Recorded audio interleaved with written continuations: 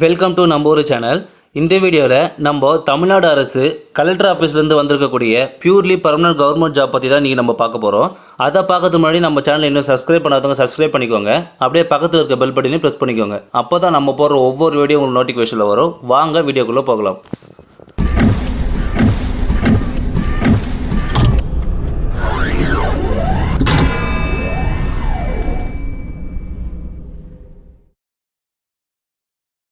இந்த ஜாபுக்கு நீங்கள் மினிமம் 8th பாஸ் பண்ணியிருந்தாலும் எலிஜிபிள் தான். அதுக்கு மேலே நீங்கள் 10th 12th டிப்ளமோ எனி டிகிரின்னு சொல்லிட்டு எது வேணாலும் படிச்சுக்கலாம்.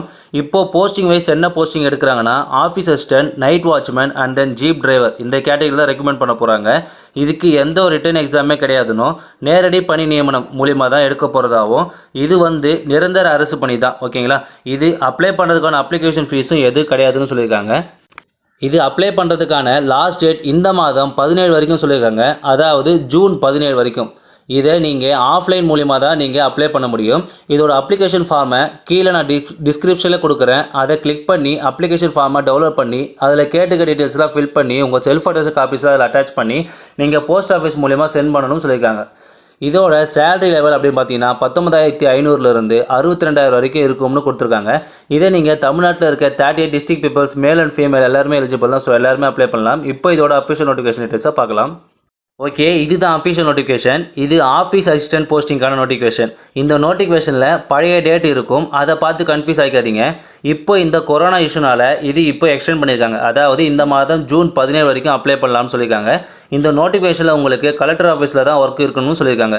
இதோட போஸ்டிங் பார்த்தீங்கன்னா ஆஃபீஸ் அசிஸ்டன்ட். இந்த போஸ்டிங்க்கு சேலரி 15,700லேருந்து 50,000 வரைக்கும் கொடுக்குறதா சொல்லியிருக்காங்க.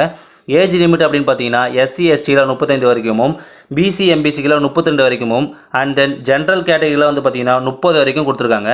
இதில் டீட்டெயிலாக எல்லா டீட்டெயில்ஸும் கொடுத்துருக்காங்க. அதை பார்த்து படிச்சுட்டு அதுக்கப்புறம் அப்ளை பண்ணிக்கோங்க. ஓகேங்களா? இதே நீங்கள் சென்ட் பண்ணுற அட்ரஸ் இப்போ நீங்கள் ஸ்க்ரீனில் பார்த்துட்டு இருக்க மாவட்ட ஆட்சியர் நேர்முக உதவியாளர் வளர்ச்சி அறை எண் 210 2வது தளம் மாவட்ட ஆட்சியரகம்னு இந்த அட்ரஸுக்கு தான் நீங்கள் இதை சென்ட் பண்ணணும்னு சொல்லியிருக்காங்க.